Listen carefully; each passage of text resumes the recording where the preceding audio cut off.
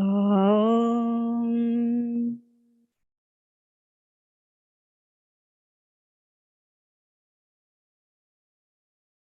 Om.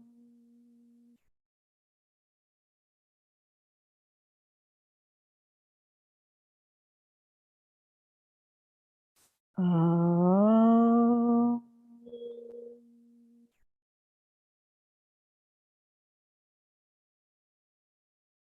Gurur Brahma, Gurur Vishnu,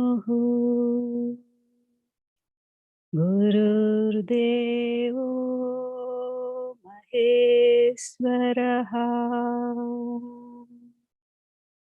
Gurur Sakshat Param Brahma, Tasmai Sri Gurave Namaha. Brahmanandam Paramasukhadam Kevalam Jnanamurtim.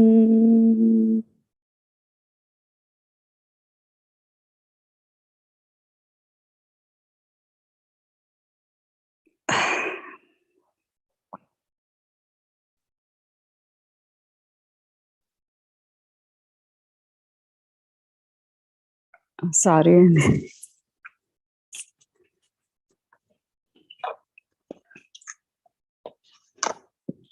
ద్వంద్వాతీతం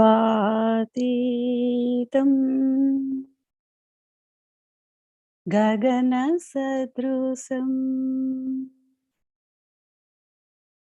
తత్వమస్యాదిలక్ష్యం ఏకం నిత్యం విమలమచలం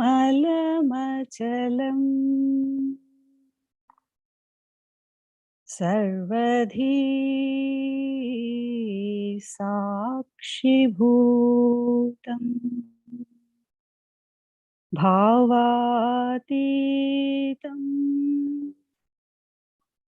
త్రిగుణరహితం సద్గురుం తం నమామి. ఓం నమో బ్రహ్మాదిభ్యో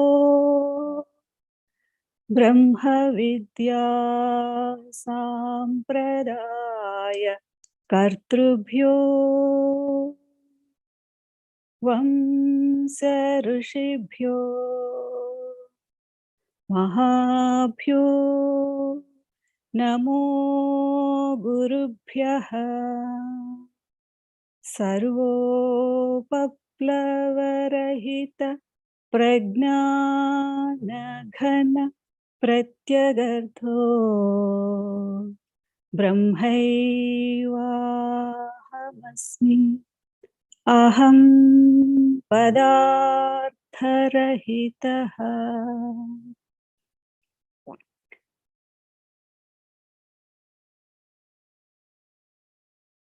ఓం సహనా భవతు సహనౌ భునక్తు సహ వీర్యం కరవావహై తేజస్వినావధీతమస్తు మా విద్విషావహై. ఓం శాంతి శాంతి శాంతి. హరి ఓం. శ్రీ గురుభ్యో నమః. హరి ఓం. శ్రీ గురుభ్యో నమః.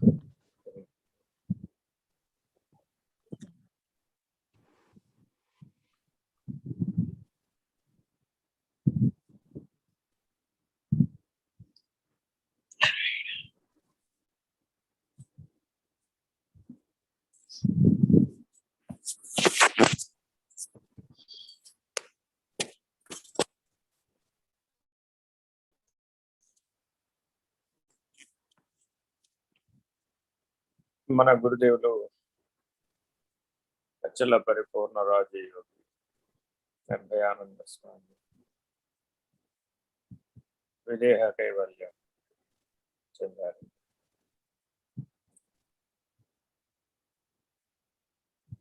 వారు మన కైవల్యాశ్రమం శాశ్వతంగా ప్రవేశించారు.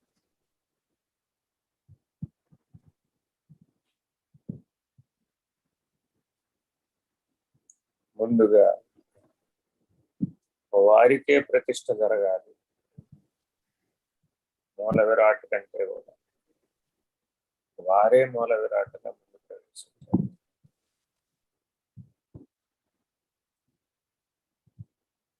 మనందరం మన హృదయాల వారికి శాశ్వతమైనటువంటి దర్శనాన్ని పొందుతుంది. వారిని హృదయపూర్వకంగా తత్వదర్శనం, చిత్వదర్శనం, సద్దర్శనం అనేటటువంటి రీతులలో దేశకులై స్వామి నిర్భయానంద అవస్థాత్రయ తురియాతీత ఆలంబనగా అశరీర మనం కూడా అశరీర స్థితిలో ఆశ్రయించే శిష్యులు వారిని అనుసరిస్తూ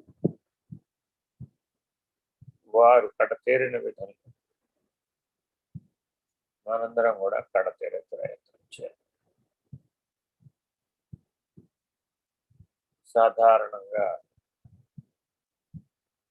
దేశికులైనటువంటి వారు పార్థివ దేహం ఈశ్వర సమానంగా భావించి శ్రీరుద్రం, పురుష సూక్తం, శ్రీ సూక్త విధానంలో అభిషేక అర్చనాదులు నిర్వహించి రాబోయే సహస్రాబ్ది వరకు ఆ పార్థివ శరీరం అందరికీ జ్ఞాన రీతిని, స్ఫూర్తి, సంకల్ప రూపం మేలు కొలుపునిచ్చేటటువంటి ఉత్తమమైన సాంప్రదాయంలో వారు మన కైవల్య ఆశ్రమంలో ప్రవేశించారు. మనం కూడా జూన్ 24వ తారీఖు షోడశ కళా ప్రపూర్ణులైన గురువులకు 16వ రోజు పునః గురు పూజ నిర్వహించేటటువంటి సంప్రదాయం చాలా ఆశ్రమం. ఆ రోజున మనం వారి స్మృతి అర్థం ఒక బ్రహ్మసూత్ర సహిత శివలింగాన్ని ప్రతిష్ఠ చేసి ఈశ్వర ఆరాధనతో గురు పూజతో వారి సన్నిధానంలో వారణాసి రాత్ర వ్రత దీక్షను స్వీకరించి ఆశీస్సులు కలిగి మనం వారణాసి యాత్ర బయలుదేరాం. పునః మనకి మండల ఆరాధన జరుగుతుంది. అది 40వ రోజు. అది మనకి గురు పౌర్ణమి తర్వాత వస్తుంది. గురు పౌర్ణమి మనం యథాతథంగా 13, 14, 15 3 రోజులు రాత్ర వ్రతం నిర్వహించుకుంటాం. 3 రోజులు 16, 17, 18 మండల ఆరాధనకు కేటాయించుకోవచ్చు. అలా మనం వారికి చేయగలిగేటటువంటి కృతజ్ఞతాభివందనం, ఇది కేవలం కృతజ్ఞతాభివందనం అవకాశం ద్వారా అనిపించుకోవడం ప్రయత్నించి చదవండి. గురువు 17వ పేజీ. కాశీక్షేత్రం నివాసశ్చ జాహ్నవీ చరణోదకం గురు విశ్వేశ్వరః సాక్షాత్ తారకం బ్రహ్మ నిశ్చయః.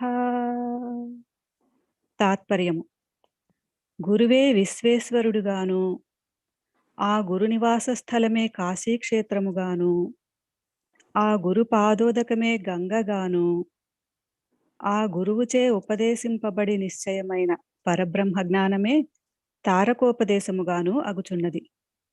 కాశీలో చనిపోయిన వారికి కుడి కర్ణమందు ఈశ్వరుడు తారక మంత్రోపదేశము చేయునని చెప్పుదురు. ఎప్పుడో ఎచ్చటనో కాక ఇప్పుడే ఇచ్చటనే బ్రహ్మజ్ఞానము గురుడు ఉపదేశించుచున్నాడు కదా. మనం అందరం కైవల్య ఆశ్రమ చలాచల బౌద్ధోపదేశ మందిరం మన గురువు గారి నివాస స్థానం తపోభూమి రెండు ఒక చోటే అక్కడే నిర్మాణం చేసుకుంటున్నామని అందరికీ తెలుసు. ఎంతో మంది ప్రశ్న అడిగారు, ఏమండి ఎక్కడో మారుమూల చిన్న గ్రామంలో ఆశ్రమ నిర్మాణం చేస్తున్నారండి, ఏదైనా పెద్ద సిటీలో చేయొచ్చు, ఏదైనా విలువైన చోట చేసి ఉంటే ఇంకా బాగా విలువలు పెరిగి. గురుగీత అంతర్గతమైనటువంటి ఈ సూత్రమే అక్కడ మనం ఆశ్రమ నిర్మాణం చేసుకోవడానికి ఆధారం. గురుగీత బాగా అనుభవానికి వచ్చినటువంటి వాడు మాత్రమే ఈ సత్యాన్ని గ్రహించగలుగుతారు. 97 ప్రాంతంలో స్వామివారిని ఆశ్రయించిన తర్వాత సుమారు 2 సంవత్సరాల తర్వాత కాలి నడకన కాశీ యాత్ర చేసేటటువంటి అవకాశం ఒక స్వామీజీ వారు సంకల్పించారు. సరే, వారి అనుమతి కోసం వెళ్ళాను, నేను కూడా మీతో వస్తాను. మీ గురువు గారు ఎవరు అని అడిగారు. ఫలానా వారు. మరి మీ గురువు గారి అనుమతి ఉందా అని అడిగితే, తీసుకోలేదండి, మరి సరాసరి మీ వద్దకు వచ్చాను, అవకాశం ఉందో లేదో తెలుసుకోవాలి కదా. ముందు మీ గురువు గారి అనుమతి ఉండాలైనా, అనుమతి లేకుండా ఏం చేసినా ప్రయోజనం లేదు. మా గురువు గారు మాకు నామరూప భేదాలు లేవండి, ఎవరు ఆశ్రయిస్తే, ఎవరు జ్ఞానాన్ని వసగితే వారే గురువు. దత్తాత్రేయుడికి 24 మంది గురువులు ఎలాగో మాకు సృష్టి అంతా గురువే, విశ్వం అంతా గురువే, బ్రహ్మాండం అంతా గురువే. అయినా సరే మీ గురువు గారి దగ్గర అనుమతి తీసుకుని రావాల్సిందే, వారు సశరీరులై ఉండగా మీరు స్వతంత్రించే అవకాశం లేదు, వెళ్ళి అనుమతి తీసుకుంది. సరే వెళ్ళాను. అయ్యా ఇట్లా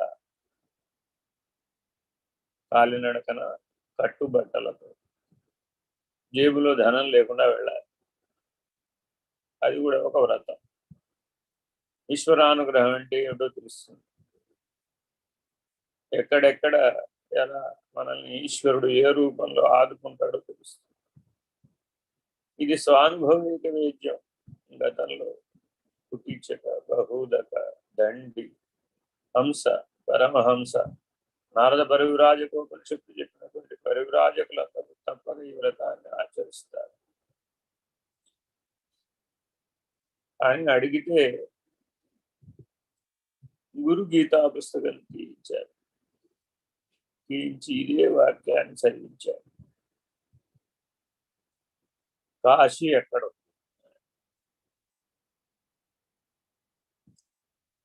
విశ్వేశ్వరుడు అంటే కదా. కాబట్టి గురుస్థానాన్ని కాశీగా భావించి, గురువుని విశ్వేశ్వరుడుగా భావించి, గురు పాదోదకమును జాహ్నవి సమానంగా, గంగతో సమానంగా భావించు. ఎవరైతే సర్వస్వ శరణాగతి అవుతారో వాళ్లకు తారకం పట్టుకుంది. సాంఖ్య విధానం విచారణగా బోధించినప్పుడు ఆ సాంఖ్యం మీకు అనుభవానికి రావాలి అంటే, తరణం జరగాలి అంటే తప్పక సర్వస్వ శరణాగతి పొందాలి, సత్శిష్యులై ఉండాలి. వాళ్లకు మాత్రమే తారకం సిద్ధవస్తువు. అందువలన అది అయ్యేదాకా నువ్వు వెళ్ళకు అన్నా. ఎలాగో వచ్చావు కదా, ఆ గురుగీతలో చదివావు కదా, ఇది నీకు స్వానుభవంలో నిర్ణయం అయ్యేదాకా వెళ్ళకన్నా. ఇప్పుడప్పుడు అని చెప్పలేదు. సరేనండి, అలాగా గురువుని అడుగుజాడలలో మనం నడుస్తూ ఉంటాం. ఏవైతే ఈ గురు గీతలో చెప్పబడ్డాయో అవి ప్రతి శిష్యునికి కూడా స్వానుభవ రూపంలో లభిస్తుంది. అనుభవ రూపంలో లభించిన జ్ఞానమే సత్యం. విచారణ రూపంలో తెలుసుకునేదంతా ఆసక్తి, జిజ్ఞాస. మనలో రెండు రకాల ఆకలి ఉంటుంది. ఒక ఆకలి దైహికమైనటువంటి పదార్థంతో, మరొక ఆకలికి జ్ఞాన తృష్ణ అనేది. ఇది సద్వస్తువు యొక్క అనుభవంతో, బ్రహ్మానుభవంతో. కాబట్టి మానవులందరూ తప్పక అనుక్షణం దృష్టిని గురువు మధ్యలో నిలిపి ఉంచాలి. వాళ్లకు మాత్రమే ఈ గురుగీత అన్వయం. ఎవరికైతే మూడవస్థలలో దృష్టి భ్రువు మధ్యంలో నిలకడ చెందలేదు, వాళ్ళకి కేవల వాచ్యార్థం మాత్రం. అనుభవార్థం అవ్వాలి అంటే తప్పక ఉండవలసిన సాధికారం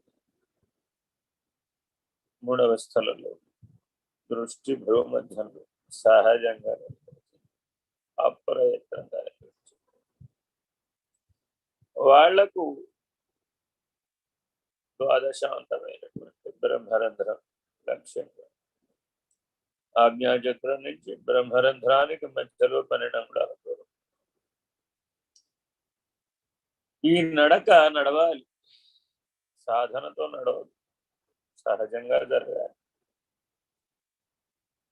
జ్ఞానానుభవంతో జరగాలి. చదివితే అయ్యే పని కాదు, జరగాలి. అన్ని న్యాయాలు వర్తిస్తాయి ఇక్కడ. ఉన్న సంస్కారాల బరువు, వాసనల బరువు అంతా క్షయించాలి. హంసవలే చిద్గగనం అని చెప్పబడేటటువంటి సహస్రార చక్రాన్ని ఈశ్వర హంసవై అధిగమించాలి. జీవహంస స్థితి నుంచి ఈశ్వర హంసగా మారాలి. మారి జీవహంసలను, ఈశ్వర హంసలను ఖండించి పరమహంసవై దాటాలి. అప్పుడు విశ్వేశ్వరునితో అభేద దర్శనాన్ని ముందుగా గురువుతో పొందుతావు. తదుపరి అద్వయమైనటువంటి దర్శనాన్ని స్వానుభవంలో పొందుతావు. ప్రతి అనుభవము కూడా జ్ఞాన మార్గంలో గురు దర్శనంతోనే ప్రారంభమవుతుంది. ఇదేదో కలలో వచ్చిపోయేటటువంటి దృశ్యాల వలె ఉండదు. ఒకసారి పరిణామం జరిగితే పరిపక్వత సిద్ధిస్తుంది. కాయ పండు పండిపోయిన తర్వాత పునః పచ్చికాయగా ఎలా మారలేదు, అలాగే ఈ జ్ఞాన మార్గంలో పండినటువంటి సాధకుడు, శిష్యుడు తప్పక కడతేరుతాడు. పునరావృత్తి రహితమైనటువంటి మార్గం. జ్ఞాన మార్గానికి అర్హులైనటువంటి వారందరూ నివృత్తి మార్గంలో ప్రయాణం చేస్తూ ఉంటారు. భోగ మార్గంలో ప్రయాణం చేసేవారు ప్రవృత్తి మార్గంలో ప్రయాణం చేస్తూ ఉంటారు. ప్రవృత్తి మార్గంలో వెళ్ళేటటువంటి వాళ్ళు తమ వారిని జ్ఞాన వైరాగ్యాల కోసం అర్థిస్తారు. నివృత్తి మార్గంలో వెళ్ళేవాళ్ళు జీవన్ముక్తి, విదేహముక్తిని అర్థిస్తారు. ఎలా అయినా గురుస్థానం కాశీకాపు, గురువు విశ్వేశ్వరుడు.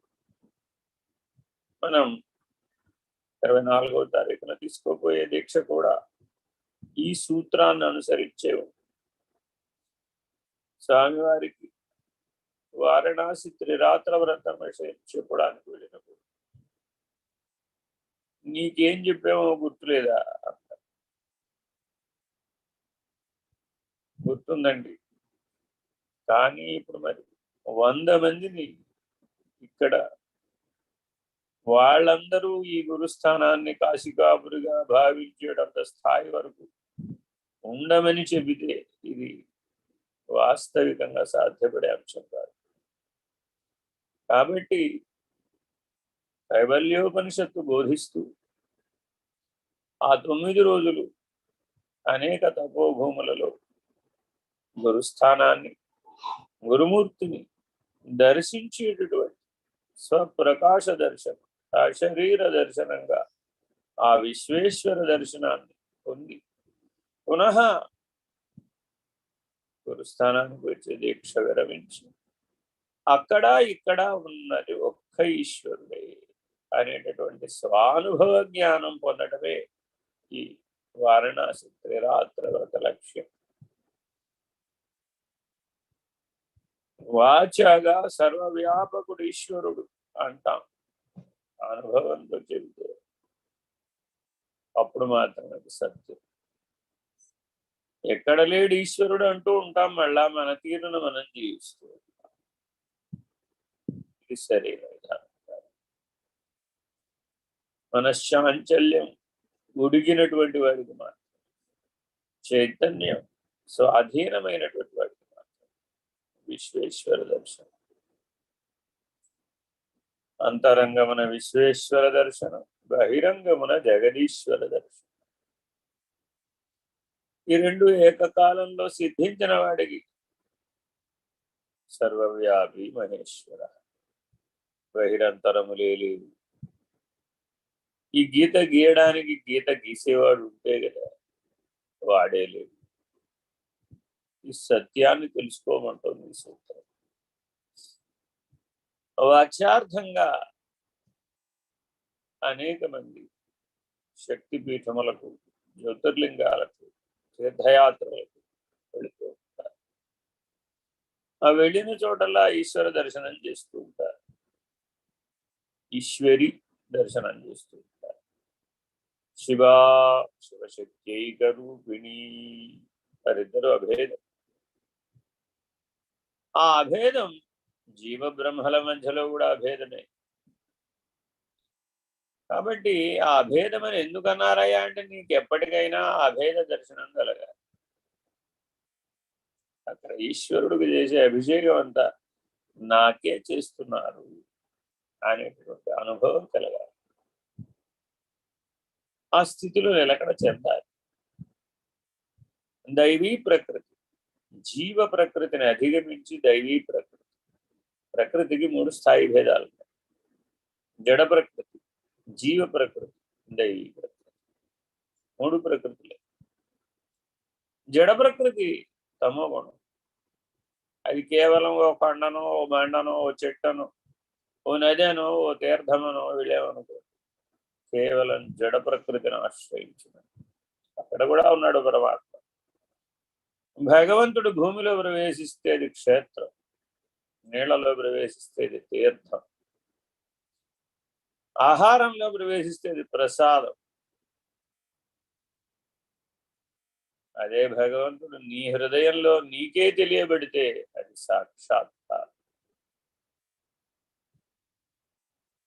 ఈ సత్యం తెలియబడడానికే ఈ విధానం అంతా కూడా. కాబట్టి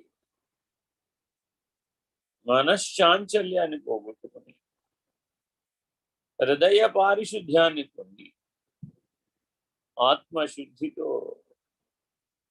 స్వాత్మానుభవాన్ని పొందడానికి కావలసిన సాక్షాత్కార జ్ఞానాన్ని పొందడమే అన్ని కర్మకాండలకు పరమ లక్ష్యం. సగం కర్మ సగం జ్ఞానాన్ని కలిపితే భక్తి. కర్మ భక్తికి పరమైనటువంటిది జ్ఞానం. జ్ఞానానికి పరమైనటువంటిది రహితం.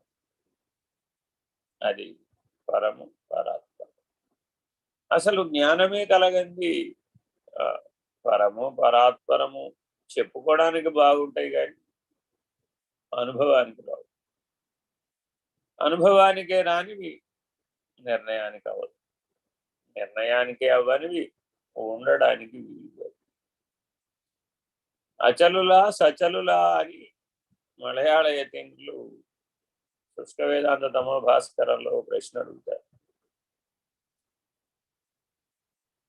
ఎందుకనంటే అచలులు అన్నవారందరూ విమర్శలు చేస్తుంటారు. విమర్శ చేయకుండా క్షణం ఉండలేక. ఏమయ్యా భేద దర్శనం లేకపోతే విమర్శ ఎలా చేశారు? భేద దర్శనం ఉందంటే ద్వైతం ఉన్నట్టే కదా. మరి ద్వైత స్థితిలో ఉండి నేను అచలున్నట్టే అని సూటిగా ప్రశ్నిస్తున్నారు. కాబట్టి జాగరూకులమై ద్వైత విశిష్టాద్వైత అద్వైత అచల దర్శనం, ఈ 4 కూడా దర్శనాలు. అవి సిద్ధాంతాలు కావు, అనుభవైక వేద్యమైన పరిణామ దశలు. గురుమూర్తిని విశ్వేశ్వరుడుగా చూడగలిగే స్థాయికి ఎదగడం, గురు శిష్య అభేద న్యాయంగా శిష్యుడు కూడా తాను కూడా విశ్వేశ్వరుడై అయి ఉన్నటువంటి అభేద దర్శనాన్ని పొందడం, జీవబ్రహ్మల యొక్క అభేద దర్శన స్థితిని పొందడం. ఈ నడకను సూచిస్తోంది ఈ సూత్రం. జాగరూకులై జడ ప్రకృతి స్థాయి నుంచి జీవ ప్రకృతికి, జీవ ప్రకృతి నుంచి దైవీ ప్రకృతికి, దైవీ ప్రకృతికి కూడా అధిష్టానమైనటువంటి పరమాత్మ స్థితి, ఆ పరమాత్మకు పరమైన పరాత్పర స్థితి మనం జ్ఞాన మార్గంలో ప్రయాణం చేయాలి. ఆ ప్రయాణం కోసమే ప్రతి ఒక్కరూ తప్పక గురు గీత పారాయణ చేయాలి, తప్పక గురు పూజ చేయాలి. రాబోయే 2022 గురు పౌర్ణమి నుంచి ఒక సత్ సాంప్రదాయాన్ని కైవల్యాశ్రమం ప్రారంభించబడుతుంది. మనందరి కుటుంబాలలో ఒక సదాచారం అందుబాటులో ఉంటాయి. అందరిళ్లలో గురు పాదుకలు చిన్న సైజు, మీ మందిరంలో పట్టేటంత 2.5 అంగుళాలు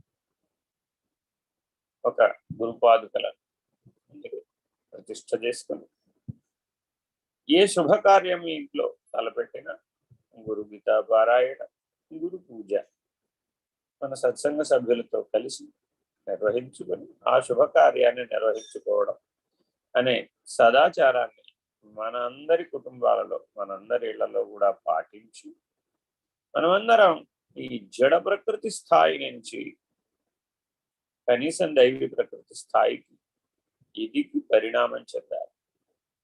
అప్పుడు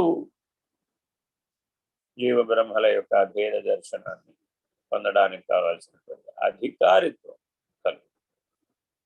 అలా మనం గురుస్థానానికి వెళ్ళి కూడా అక్కడ మనం సాక్షాత్ అచల పరిపూర్ణ రాజయోగి నిర్భయానంద స్వామి వారి అధిష్టానం అక్కడ ఉంది. కాబట్టి ఆ అధిష్టానం వద్ద కూడా మనం సందర్భానుసారం గురు పూజలను ఏ కుటుంబమైనా సరే నిర్వహించుకోవచ్చు. అలాంటి సత్సాంప్రదాయాన్ని మనం భవిష్యత్తులో కొనసాగించే ప్రయత్నం చేద్దాం. గురుస్థానాన్ని కాశికాపురిగా, గురుపాద తీర్థమును జాహ్నవిగా, గురువును విశ్వేశ్వరుడుగా దర్శించే ప్రయత్నం చేద్దాం. చదవతాం. గురు సేవా గయా ప్రోక్త దేహస్యాదక్షయో వటః తత్పాదం విష్ణుపాదం స్యాత్ తత్ర దత్తమనంతకం. తాత్పర్యము: ఇందు గురువు విష్ణు స్వరూపుడుగా అభివర్ణితురగుచున్నాడు. గురుసేవయే గయ, గురు శరీరమే అక్షయ వటవృక్షము, సద్గురు పాదమే అచ్చటి విష్ణుపాదము. గురుదేవుని యందుంచబడిన మనస్సే సర్వవ్యాపక రూపముగు చిత్స్వరూపముగా అగుచున్నది. కాశికాపురి వెళ్ళిన వాళ్ళందరూ కూడా గయ దర్శనానికి వెళ్తారు.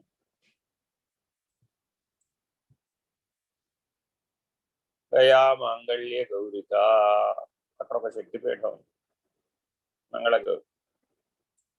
వెళ్ళి చూస్తే అమ్మవారు గుప్పెడంతే చిన్న విగ్రహం అంతే. అక్కడ ఏం పెద్ద ఆలయం, పెద్ద అట్టహాసం, పూజలు ఏం కనపడవు. ఇదేమిటండి ఇంత చిన్న రాయి పెట్టి పెద్ద శక్తిపీఠం అంటారు. ఒరే, చిన్న రాయి పెద్ద రాయి ఎక్కడ తేడా? బ్రహ్మాండ వ్యాప్తమైనటువంటి దైవీ స్థితిని మనం తెలుసుకోవడానికి ఆధారం గయలో విష్ణుపాద దర్శనం. కానప్పుడు పరమాత్మ ఈ భూమి మీదనే కాలూనినప్పుడు అక్కడ పాదముద్రలు పడినాయి. ఆ విష్ణుపాదం, అక్కడ విష్ణుపాదం ద్వారా ఆ కింద నుంచి గంగ ప్రవహిస్తూ ఉంటుంది. అందుకని విష్ణుపాదోద్భవ గంగ అని పేరు. ఇది జడ ప్రకృతి. దైవీ ప్రకృతిలో చూస్తే హరిపాదోద్భవ గంగ, ఎక్కడో వైకుంఠంలో పుట్టింది గంగా నది. అక్కడి నుంచి ఇక్కడ దాకా ప్రవహిస్తాం, అది దైవీ ప్రకృతి. అలా గంగా గయలో ఒక అక్షయ వటవృక్షం ఉంటుంది. వటవృక్షం కింద దక్షిణామూర్తి ఉంటుంది. చిత్రం వటతరోర్మూలే వృద్ధా శిష్యా గురు యువ. ఆయన ఎప్పుడూ 16 ఏళ్ల బాలుడే. మనం మాత్రం తల నెరిసిన వాళ్ళం అందరూ అక్కడికి వెళ్తూ ఉంటాం. ఆ వటవృక్షం కింద చూడాలంట. కళ్ళు ఊడిన వాళ్ళు, అలాగే కళ్ళు కనబడని వాళ్ళు, తల నెరిసిన వాళ్ళందరూ ఈ వటవృక్షం దగ్గరికి వెళ్తూ ఉంటారు. అక్కడ ఒక సాంప్రదాయం, ఏమైనా ఒక పండు వదిలిపెట్టండి, ఒక కాయ వదిలిపెట్టండి, ఒక పత్రాన్ని వదిలిపెట్టండి, ఏదో ఇష్టాయిష్టాలను వదిలిపెట్టమని అర్థం. ప్రియాప్రియములనే ద్వంద్వాల చేత బాధించబడుతున్నావు నాయన. పునః జన్మ ఎత్తుతావు, ఈ గయాక్షేత్రానికి వచ్చావు, జన్మరాహిత్యం అనే లక్ష్యాన్ని స్వీకరించి వెళ్ళు నాయన అని చెప్పడం ఆ అక్షయ వటవృక్షం. అక్షయం అంటే అక్షయమైనది జ్ఞానం. గయ వెళ్ళొచ్చిన వాళ్ళందరూ కూడా చెబుతూ ఉంటారు, మేమేదో మర్రి ఆకు వదిలేసామండి, మర్రి పండు వదిలేసామండి, లేకపోతే రావి పండు వదిలేవాడు జీవితంలో ఎప్పుడూ తిననివన్నీ వదిలేస్తూ ఉంటారు. ఈ ప్రయోజనం లేదు ఇదంతా కూడా. కాబట్టి అక్షర స్వరూపమైనటువంటి పరమాత్మ స్వరూపాన్ని గ్రహించే అక్షయ జ్ఞానాన్ని పొందే అక్షయ వటవృక్షం ఉంది అక్కడ. చాలా మందికి ఏం తెలుసయ్యా అంటే, నవీన కాలంలో బోధిసత్వుడు పొందినటువంటి జ్ఞానవృక్షం ఉంది అక్కడ, కాబట్టి గయ్యకి పేరు వచ్చింది అంటూ ఉంటారు. ఏనాడు కృతయుగంలో విష్ణుమూర్తి భూమండలాన్ని మీద పాదం పెట్టాడు. ఆ పాదం పెట్టిన స్థానం గయాక్షేత్రం. ఎక్కడ కృతయుగం, ఎక్కడ కలియుగంలో బుద్ధుడు జ్ఞానం పొందడం. కాబట్టి మన పారంపర్యం చాలా వెనకది. కాబట్టి ఆ విష్ణువుని ఆరాధించడానికి గయాక్షేత్రానికి వెళతారు. విష్ణువు అంటే విశ్వం అంతా వ్యాపించిన వాడేవాడో వాడు విష్ణువు. ఇప్పుడు అదే అంశాన్ని గురుస్థానానికి అన్వయం చేస్తోంది గురుగీత. ఆయన గురువు కూడా సర్వవ్యాపకుడు కదా. శిష్యులందరి హృదయాంతరాళాలలో ఉన్నాడు కదా. మరి శిష్యులు అందరి హృదయాంతరాళాలలో సమవర్తి అయి స్వరూపమై స్వప్రకాశమై బింబమై ప్రకాశిస్తున్నాడు కదా. మరి అటువంటి గురుమూర్తి విష్ణు స్వరూపం కదా, విశ్వస్వరూపం కదా. ఇంతకుముందు శ్లోకంలో విశ్వేశ్వరుడుగా చెప్పారు, ఇక్కడేమో విష్ణువుగా చెప్తున్నారు. విశ్వం విష్ణుర్వషట్కారో అలా అన్వయం చేశారు. కాబట్టి గురుగీత ఏం చెబుతుందయ్యా అంటే ఆయనే విశ్వేశ్వరుడు, ఆయనే విష్ణుమూర్తి. ఆ గయలో కనబడే విష్ణు పాదాలు గురుపాదములే. గురు సాక్షాత్ పరబ్రహ్మ. ఆయన పరబ్రహ్మము కాబట్టి మనకి బ్రాహ్మీభూత స్థితి అనే అక్షర స్థితిని అనుగ్రహించగలుగుతున్నాడు.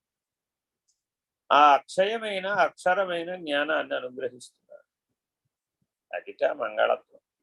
యా మాంగళ్య గౌరిక అంటే ఆవిడని దర్శించడం వలన కలకాలం నా మాంగళ్యం బాగుంటుందని అనుకుంటారు. అది వాచ్యార్థం, అది చెడ ప్రకృతి. మంగళకరమైనది జ్ఞానం, మంగళకరమైనది స్వరూపం, మంగళకరమైనది ఆత్మస్వరూపం, ఆత్మానుభవం. అక్కడ మాంగళ్య గౌరిని అర్థించేది ఆత్మానుభవం. ఎందుకనంటే మాంగళ్య గౌరికని దర్శించిన తర్వాతే అక్షయ వటవృక్షం దగ్గరికి తీసుకెళ్తారు. ఎందుకని అంటే ఆ జ్ఞానం పొందాలి అంటే జగద్భ్రాంతి తొలగాలి.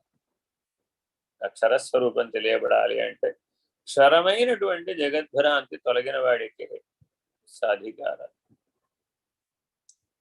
అలా మన క్షేత్రాలు తీర్థాలన్నీ కూడా స్వరూప జ్ఞాన లక్ష్యంతో సంజ్ఞారూపకమైన బోధనతో ఏర్పడ్డాయి, తత్వజ్ఞాన దృష్టితో ఏర్పరిచారు. అవన్నీ గురుస్థానంలోనే సిద్ధ వస్తువుగా ఉన్నాయి. ఆయా తీర్థాలలో క్షేత్రాలలో సాధ్య వస్తువులుగా ఉన్నాయి, గురుస్థానంలో సిద్ధ వస్తువుగా ఉన్నాయి. ఎవరికైతే ఆత్మ సాక్షాత్కార జ్ఞానం కలిగిందో వాళ్ళకి గురుస్థానంలో ఇవన్నీ సిద్ధ వస్తువులు. ఎవరికైతే ఆత్మ సాక్షాత్కార జ్ఞానం కలగక ఇంకా సాధన చతుష్టయ సంపత్తి దగ్గరే ఉండి సాధనానుభవం ద్వారా, కర్మకాండ ద్వారా, భక్తి అనే ఉపాసన ద్వారా జ్ఞాన మార్గంలో ప్రవేశించేటటువంటి వాళ్లకు ఆయా తీర్థాలు క్షేత్రాలకు వెళ్ళినప్పటికీ అక్కడ చేసేటటువంటి ఏ ఉపాసనైనా అది సాధ్య వస్తువుగా అనుభవాన్ని అందిస్తుంది. అదే అనుభవం పునః నీవు గురుస్థానంలో నువ్వు పొందగలిగితే అప్పుడు జ్ఞాన మార్గంలో సిద్ధ వస్తువుగా అందుకోగలుగుతావు. సర్వతీర్థాలు సర్వక్షేత్రాలు గురుస్థానమే అనే సత్యాన్ని గురుగీత నిరూపిస్తుంది. ఆ దృష్టితో సమాధి నిష్టను పొందాలట. ఇంతకీ అది విషయం. ఇదే అంశం రామకృష్ణ పరమహంసకు స్వామి వివేకానందుడికి చర్చ వస్తుంది. స్వామి, కలకత్తా నుంచి నేను కాశీ క్షేత్రానికి వెళ్ళొస్తానంటారు. ఓ, కాశీ వెళుతున్నావా? అరే, అప్పటికింకా వివేకానందుడు కాదు. అరే, ఇది అలా కూర్చో అని వారిని స్పృశిస్తారు. అలా స్పృశించగానే వారు సమాధినిష్ఠులు. ఎంతటి గాఢ సమాధినిష్ఠులు అయ్యారయ్యా అంటే 3 రోజుల పాటు బయటికి రాలి. ఆ 3 రోజులు ఆయన లేవలేదు, ఆయన నీళ్ళు అడగలేదు, కదలలేదు, అలా ఉండిపోయాడు అంతే. అలా స్వరూప జ్ఞాన నిష్ఠులైనటువంటి మహనీయులు భారతదేశంలో ఎంతో మంది. జాగరూకులమై గురుస్థానంలో మనం అందరం ఆచరించవలసినటువంటి విధి సమాజ నిష్ఠ. అటువంటి సమాధి నిష్టను అందుకున్నటువంటి వాళ్ళకు మాత్రమే గురుస్థానంలో సిద్ధ వస్తువై కాశీ గయా క్షేత్రాల యొక్క అనుభవం కలిగి స్వరూపంలో మాత్రమే సాధ్యం. చదవండి. గురువత్రే స్థితం బ్రహ్మ ప్రాప్యతే తత్ప్రసాదతః గురోర్ధ్యానం సదా కుర్యాత్ పురుషం స్వైరిణీ యథా. తాత్పర్యం: జనుల చేత గురుముఖమునందున్న పరబ్రహ్మము ఆ గురువు అనుగ్రహము వలన పొందబడుచున్నది. కనుక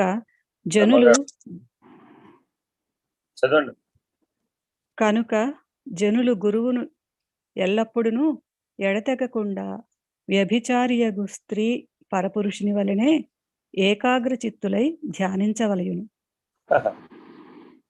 ఇది ఉపమానం నీచోపమానంతో చెప్పినట్టు కనబడుతుంది.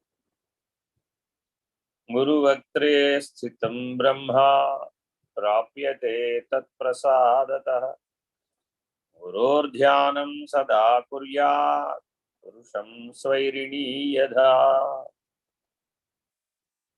మన నాలుక ఎప్పుడూ కదులుతూ ఉంటుందట.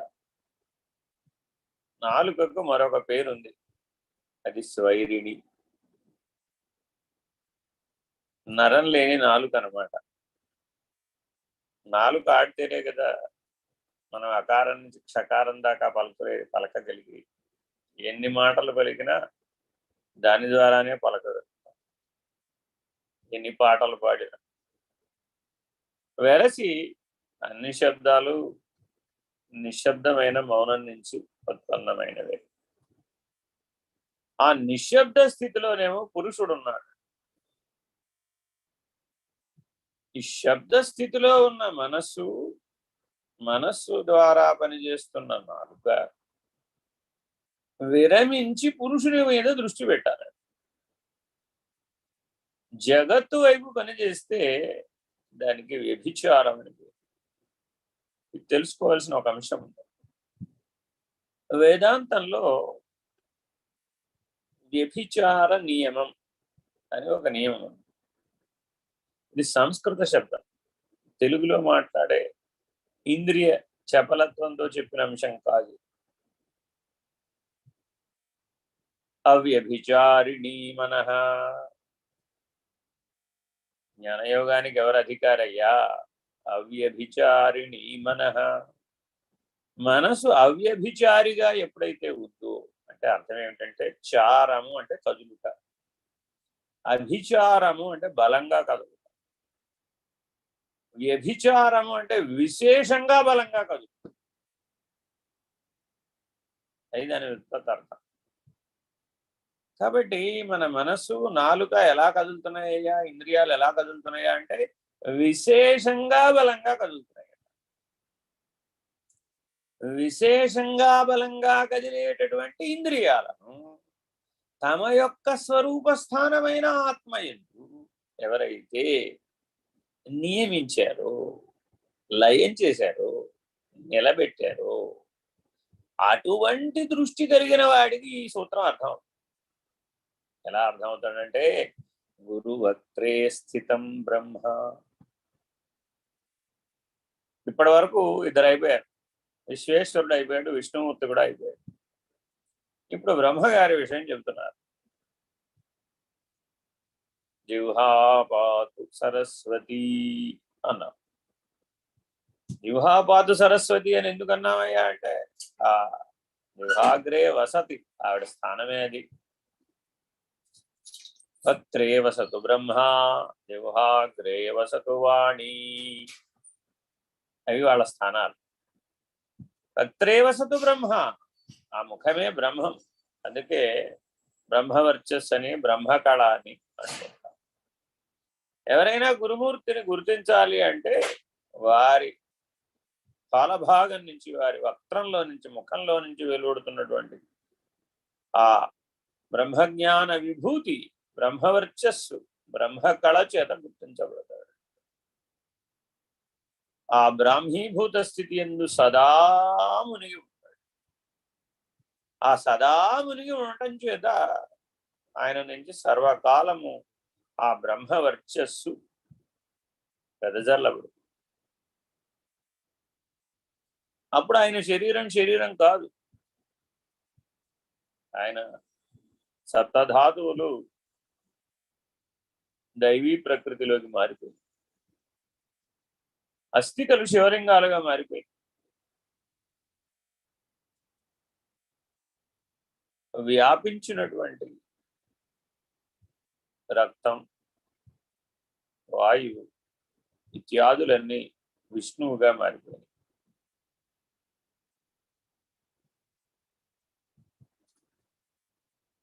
గాఢమైనటువంటి మౌనంలో, గాఢమైన నిశ్శబ్దంలో, గాఢమైన సమాధి నిష్టలో సాక్షిగా ఉన్నటువంటి బ్రహ్మము నీ కోసం మాటలోకి దిగి రావాలి. యోగిరామ్ బలరాం కృష్ణయ్య గారు ఈ సూత్రాన్ని వివరించారు.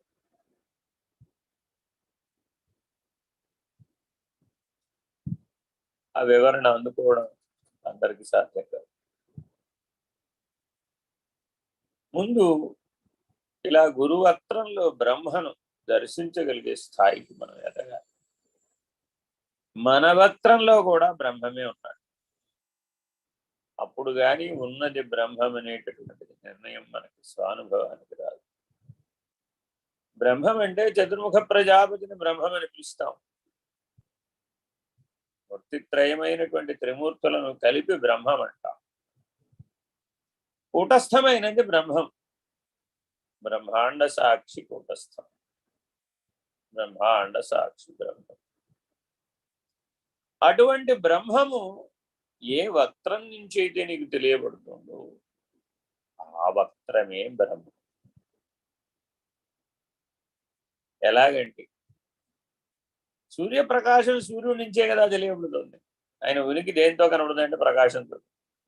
అలాగే ఆ బ్రాహ్మీభూత స్థితి నీకు నీ కళ్ళ ముందు కట్టెదుట ఆ బ్రహ్మ వర్చస్సు కనబడుతుంది. ఆయన చూస్తే చాలట, ఆయనలో ఉన్నటువంటి ఆ బ్రహ్మ వర్చస్సు నిన్ను ఆకర్షించేస్తుంది, కట్టిపడేస్తుంది, కదలనివ్వదు. ఎన్ని విశేషాలు చుట్టూతా ఉన్నా అవన్నీ నశ్వరమని వాటంతట అవే వదిలేస్తాయి. శ్రీరామచంద్రమూర్తిని ఎవరైనా దర్శిస్తే అలా చూస్తూ ఉండిపోయారు. ఏమిటై ఆయన విశేషం అంటే నల్లని వాడు, తెల్లని వాడు అంటే అట్టా కూడా కాదు, నీలమేఘ శ్యాముడు, కారు నలుపు. కారు నలుపు అని ప్రపంచంలో ఎవరైనా చూస్తారా? చూశారట, యుగ పర్యంతం చూశారు. అలాగే శ్రీకృష్ణమూర్తి వారు నీలమేఘ శ్యాములే, నల్లనివాడు, పద్మనయనంబులవాడు, కృపారసంపు వైద్యులెటివాడు, మౌళి పరిసర్పిత పింఛమువాడు. చిన్నపిల్లలు, గొల్లపిల్లలు దారిలో కనబడే నెమలిక ఆ తలపాగలో పెట్టుకున్నాడు. విశేషమైన ఆభరణాలు ఏం ధరించలేదు. కనబడ్డ వెదురు కర్రని గొట్టంగా మార్చుకుని వేణువుగా పెట్టుకున్నాడు. ఒంటి నిండా గోధూళి, ఆవులు అంట పరిగెట్టి ఆ గోధూళి అంతా పైనింటి కిందాక బాగా మట్టి పెట్టి ఉన్నాడు. ఇలా ఉన్న గొల్ల పిల్లవాడిని ముగ్ధ మనోహరమైనటువంటి బ్రాహ్మీభూతమైనటువంటి సాకారమైనటువంటి పరిపూర్ణ పరబ్రహ్మముగా ఉపాసించారు రేపల్లెవాసి. కాబట్టి వారికి మధుర భక్తి ప్రాప్తించింది. అలా గురువక్త్రంలో ఎవరైతే బ్రహ్మమును దర్శిస్తారో వాళ్ళు బ్రహ్మ, విష్ణు, రుద్ర దర్శనాలను గురుస్థానంలోనే పొందుతారు. గురువు దగ్గరే ఆ త్రిమూర్తుల యొక్క దర్శనం కలుగు. ఎవరికైతే ఈ త్రిమూర్తుల యొక్క దర్శనం గురుస్థానంలో గురువు వద్ద లభిస్తుందో వాళ్ళు మరొక చోటికి ఏం వెతుక్కుంటూ వెళతారు? ఇప్పుడు బ్రహ్మగారిని పూజించాలంటే భూమండలం మొత్తం మీద పుష్కర్ అనే స్థానంలో ఒక చోటే వారి దేవాలయం. విష్ణుమూర్తికి, రుద్రునికి అనేక చోట్ల దేవాలయాలు. మన ఇంట్లో కూడా విష్ణువుకి, రుద్రుడికి నిత్యార్చన ఉంది కర్మకాండలో, కానీ బ్రహ్మగారికి లేదు. ఆఖరికి శంకర భగవత్పాదులు కూడా శివ పంచాయతనం లేదా పంచాయతన పూజలో సూర్యుడికి స్థానం కల్పించారు, కానీ చతుర్ముఖ ప్రజాపతికి స్థానం కల్పించారు. ఏమిటండి అని అడిగారు. ఆయన సర్వవ్యాపి కదా, ఈ పంచాయతనం అంతా నిండి ఉన్నవాడు బ్రహ్మము కదా. ఆయన 4 ముఖాలతో కేవలం ఆ పని నిమిత్తం అంటా కనబడుతున్నాడు అంతే. చతుర్వేద పారంగతుడై, చతుషష్ఠి కళాయుతుడై, ఆ అండజ, ఉద్భిజ, శ్వేదజ, జరాయుజముల యొక్క హృదయస్థానముల యందు వర్తిస్తూ ఉన్నాడు. ఆయన లేనిది ఎక్కడ? ఆయనని సంజ్ఞారూపకంగా చూపడం కుదరదు. నీ హృదయంలోనే గమనించాలి, నీ గురువులోనే గుర్తించాలి అని సూచన చేశారు. అదే సూచన గురుగీతాంతర్గతమైనటువంటి ఈ సూత్రం. గురువత్రే స్థితం బ్రహ్మ. ఎవరికి కనబడుతుందయ్యా? అవ్యభిచారి అయినటువంటి మనస్సు, అవ్యభిచారి అయినటువంటి ఇంద్రియాలు. గురు సాక్షాత్ పరబ్రహ్మగా కనబడాలి అంటే అలా చూపు నిలపాలి. ఎంతో మందిని గురుస్థానానికి వచ్చేటప్పుడు చూస్తూ ఉంటారు. అలా చూపు నిలిపి చూడగలిగినటువంటి వాళ్ళు చాలా తక్కువ మంది ఉంటారు. సమాధినిష్ట స్థితిలో ఉండి చూడగలిగిన వాళ్ళు ఇంకా అరుదుతారు.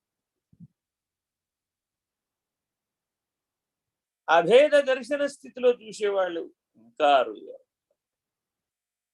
కాబట్టి ఎప్పటికైనా గురు ప్రార్థనా శ్లోకమైనటువంటి గురుర్బ్రహ్మ గురుర్విష్ణు గురుర్దేవో మహేశ్వర గురు సాక్షాత్ పరం బ్రహ్మ తస్మై శ్రీ గురవే నమః. ఇది కేవలం ప్రార్థనా శ్లోకం కాదు, చాలా చాలా అనుభవయుక్తమైనటువంటి, నిర్ణయమైనటువంటి, గురుగీతాంతర్గతమైనటువంటి సూచన. త్రిమూర్తులను గెలవాలట నీకు మోక్షం రావాలంటే అన్నారు వెంటనే యోగిరాం బలరామకృష్ణ గారు. ఈ శ్లోకం చదవగానే ఓహో అలాగా, అయితే త్రిమూర్తులను గెలిస్తే మోక్షం వచ్చేస్తుందయా, నువ్వు ఎప్పుడు గెలిస్తే అప్పుడే మోక్షం సిద్ధ వస్తుంది. అబ్బో, త్రిమూర్తులను గెలవడం ఏమిటండి? త్రిమూర్తులను గెలవడం అంటేనే అసలు అందరికీ గుండెలు జారిపోతూ ఉంటాయి. బ్రహ్మ చంపి విష్ణు గెలిచి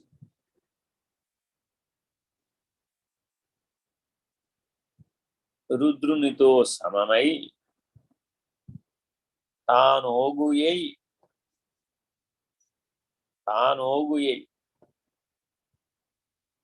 బ్రహ్మమై పరబ్రహ్మమై సర్వమై శూన్యమై శూన్య సర్వములొక్కటై బయలై నిర్భయలై నిరంతరమై నిరీహమై ఉండేటిదే అచలం. ఇదిటే అచలానికి నిర్ణయం. ఇలా అనుభవానికి రావాలి. బ్రహ్మ చంపాలట. ఏమంటే బ్రహ్మం చంపడం ఏమిటండి? వాచ్యార్థంగా స్వీకరిస్తే అంతా వ్యతిరేక అర్థాలు వస్తాయి. కాబట్టి ఆ మహానుభావులు ఆ దర్శన స్థితిలో ఉండి చెప్పారు. బ్రహ్మ చంపడం అంటే వెళ్ళి బ్రహ్మతో యుద్ధం చేయడం, చంపడం అనుకున్నారు రాక్షసులు కూడా. లేదంటే తపస్సు చేసి మనం చెప్పిన మాట ఆయన వినేట్టుగా చేసుకోవడం అనుకున్నారు. కాబట్టి త్రిమూర్తులను మనం ఏదో ఉపాసన ద్వారా కట్టిపడేసి మన చేష్టల ద్వారా మన మైండ్ సెట్కి అనుకూలంగా వాళ్ళని పని చేయించడం అనుకుంటే మనం కూడా రాక్షసులమే అవుతాం. కాబట్టి అర్థం ఏమిటంటే ముఖం ద్వారా వ్యక్తమవుతున్నటువంటి బ్రహ్మవర్చస్సు నివృత్తి మార్గంలో వెనక్కి తీసుకోవాలి. అదిటే బ్రహ్మదత్తం. ఎవరికైతే అయమాత్మా బ్రహ్మం అనేటటువంటి అనుభవం కలుగుతుందో అతని ప్రయత్నం లేకుండానే అతని ముఖవర్చస్సులో నుంచి బ్రహ్మవర్చస్సు ఉట్టిపడుతూ, అతనేం ప్రయత్నం చేయకుండా, అతనేం సాధన చేయకూడదు. ఎందుకని అయమాత్మా బ్రహ్మం అనే స్థితికి చేరిపోయాడు. అతనికి చెప్పారు, ఏ సాధన నీకెందుకు, వీసానికి పనికిరాదు, వినుమాయ్యా. ఏమిటయ్యా ఇది అంటే ఆ బ్రహ్మవర్చస్సుని నివృత్తి మార్గంలో వెనక్కి తీసుకుంటున్నాడు. ఏదో ప్రవృత్తి నివృత్తి, ఇంద్రియాలు, మనసు, బుద్ధి, చిత్తం, అహంకారం పిండాండంలో చెప్పిన విషయం కాదు ఇది. బ్రహ్మాండంలో కూటస్థుని భాగంలో ఉన్న అపంచీకృత భాగంలోకి పంచీకృత భాగాన్ని విరమిస్తున్నాడు. అది బ్రహ్మ చంపడం అంటే. విష్ణు గెలిచి ఇదేమిటి, పిండ బ్రహ్మాండములంతా వ్యాపించిన వాడు విష్ణువు, అఖండంగా వ్యాపించి ఉన్నాడు. గెలవాలట. గెలవడం అంటే ఏమిటని అనుకుని రాక్షసులు ఏం చేశారంటే ఆయుధాలు పట్టుకుని వెళ్ళారు. ఎక్కడున్నాడు విష్ణు అనుకుంటూ. హిరణ్యకశిపుడు కూడా అదే పని చేశాడు. ప్రహ్లాదుడిని అదే ప్రశ్న అడిగాడు, ఎక్కడున్నాడు హరి? ఎక్కడుంటవేమిటి, నీ లోపల, నా లోపల, నీ హృదయంలో కూడా ఉన్నాడు. నాకు నీలో కూడా కనపడుతున్నాడు, నాలో కూడా కనపడుతున్నాడు, అంతటా కనపడుతున్నాడు అన్నాడు ప్రహ్లాదు. ఎందుకు వెళ్ళడందు లేడని సందేహము వలదు, చక్రి సర్వోపగతు. చక్రీయమై జరుగుతున్నటువంటి సకల భువన భాండములంతా కూడా, బ్రహ్మాండం, విశ్వాండం అంతా చక్రీయం. కర్మచక్రం కాలచక్రంలో తిరుగుతూ ఉన్నాయి. కదులుతూ ఉన్న సమస్తము విష్ణు స్వరూపమే. ఇప్పుడు విష్ణువుని ఎక్కడ వెతకపోతావయ్యా బాబు? నువ్వు కదులుతున్నావా? నువ్వు కూడా విష్ణువే. నువ్వు కదులుతున్నంత కాలం విష్ణు స్వరూపాన్ని. నీకంటే విష్ణువు వేరుగా ఎక్కడో ఉన్నాడు అనుకోవడం అజ్ఞానం. ఎక్కడో లేడు. చక్రీయమై కదులుతున్నదంతా ఆ విష్ణు మాయా ప్రభావమే, ఆ నారాయణీ శక్తి. కాబట్టి చలనశీలమైనటువంటి ఈ విశ్వంలో 5 శక్తులు ఉన్నాయి. గురుత్వాకర్షణ శక్తి, విద్యుదయస్కాంత శక్తి, అణుశక్తి, నాదశక్తి, ప్రకాశ శక్తి. ఈ 5 కదులుతూ ఉంటాయి ఎప్పుడూ కూడా. విశ్వమంతా కదులుతూ ఉంటాయి, విశ్వాన్నంతా కదిలిస్తూ ఉంటాయి. అందుకనే విశ్వం విష్ణు. ఈ మొత్తం విష్ణు స్వరూపమే. ఏదైనా గురుత్వాకర్షణకు లోబడింది, అది విష్ణు స్వరూపం. ఏదైనా విద్యుదయస్కాంతంగానే పనిచేస్తుంది. మన శరీరంలో ఉన్న ప్రతి కణము కూడా విద్యుదయస్కాంతమే. మన సహస్రారంలో ఉన్న 1000 దళాలు కూడా విద్యుదయస్కాంత శక్తి చేతనే కదులుతూ ఉన్నాయి, పనిచేస్తూ ఉన్నాయి. మన సహస్రారంలో ఉన్న ప్రతి దళము విష్ణు స్వరూపమే, ప్రతి న్యూరాన్ విష్ణు స్వరూపమే. అలా దర్శించారు మహర్షులు. ఎక్కడో ఉన్నాడని చెప్పలేదు వాడు, విశ్వమంతా నిండి ఉన్నాడు. అయితే ఈ స్తంభంలో చూపగలవా? ఆయన అంతకంటే అజ్ఞానం. కాబట్టి ఏదో సందర్భానుసారం అంశావతారాలు, ఆవేశావతారాలు అనేకం భూమండలం మీద వస్తూ ఉంటాయి. మనం కూడా ఏదైనా మనం చేయలేనటువంటి పనిని, మహత్తరమైనటువంటి కార్యం మన చేత పరమాత్మ చేయించేటప్పుడు మనం కూడా ఆ అంశావతారమై దైవీ ప్రణాళికలో భాగమై ప్రవర్తిస్తూ ఉంటాం. ఎప్పుడైనా గ్రహించాలి, మన తెలివితేటలతో చేసేదంతా జీవభావం. అప్పుడు మనలో విష్ణువు యొక్క శక్తి తెలియదు. మనకు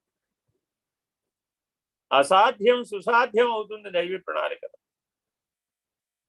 ఒక ఉదాహరణ చెప్తారు. సిద్ధ గురుమండలి అని ఒక గురుమండలి పనిచేస్తుంది. అంటే అందులో సభ్యులైన వారి దగ్గరికి వెళ్ళారు.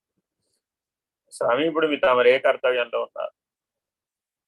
సూర్యుడి నుంచి భూమి మీదకి సోలార్ ఫ్లక్స్ తీవ్రంగా వస్తుంది. అందరిలో ఈ సిద్ధ గురుమండలి సంకల్పం చేసి అశరీర పద్ధతిగా భూమిని రక్షించడానికి ఒక ప్రయత్నం చేస్తున్నాం. అందులో మునిగి తేలుతున్నాం రాత్రింపగడు అన్నారు. ఈ మాటలు ఎవరికైనా మనలాంటి వాళ్ళకి చెప్పారనుకోండి, ఇది మన వల్ల ఏ పనేనా అనిపిస్తుంది. ఆ విష్ణు తత్వ స్థితిలో ఉంటే అవుతుంది. కాబట్టి జాగ్రత్తగా ఆ విష్ణు తత్వాన్ని కూడా అధిగమించాలి ఈ గురువును ఆశ్రయించి. బ్రహ్మతత్వాన్ని దాటాలి, విష్ణుతత్వాన్ని కూడా దాటాలి. తదుపరి రుద్రునితో అభేద స్థితిని పొందాలి. అదే విశ్వేశ్వర అభేద దర్శనం. ఆ అభేద స్థితిని పొందితే ఈ త్రిమూర్త్యాదులు కూడా అందరూ కలిసిపోయి ఏకమైనటువంటి బ్రహ్మం, నిర్గుణ బ్రహ్మము అనేటటువంటి స్థితి అర్థం. కాబట్టి గురువును ఆశ్రయించి పొందదగినటువంటి ఉత్తమమైన స్థితి ఏది? నిర్గుణ బ్రహ్మము. అట్టి నిర్గుణ బ్రహ్మము అనేటటువంటి నిర్ణయం పొందినటువంటి వారెవరో వాళ్ళందరూ జీవన్ముక్తులు. అట్టి స్థితిని పొందడానికి ఈ మానవోపాధి అత్యంత ఉపయుక్తం. అలా ఉపయోగించుకునే వాళ్ళు ఎవరో వాళ్ళు సత్శిష్యులు, అలా ఉపయోగపడే వారెవరో వాళ్ళు సత్యులు. ఎవరికైనా సరే ఈ ఒక సద్గురుమూర్తిని ఆశ్రయించి ఈ నిర్గుణ బ్రహ్మను అనుభూతమనర్చుకున్నట్లయితే, ఆ స్థితిలో గనక నిరాధారంగా ఉండగలిగినట్లయితే, సర్వాధారంగా ఉండగలిగినట్లయితే, సర్వసాక్షిత్వంతో ఉండగలిగినట్లయితే వాళ్ళు జీవన్ముక్తులవుతారు. హరి ఓం. శ్రీ గురుభ్యో నమః. హరి ఓం. ఓం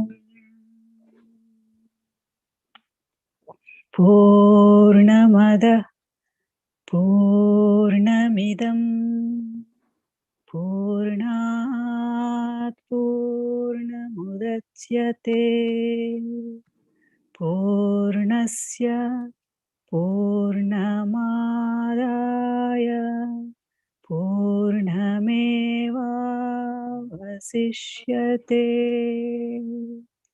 ఓం తత్సత్. ఓం శాంతి శాంతి శాంతి. హరి ఓం.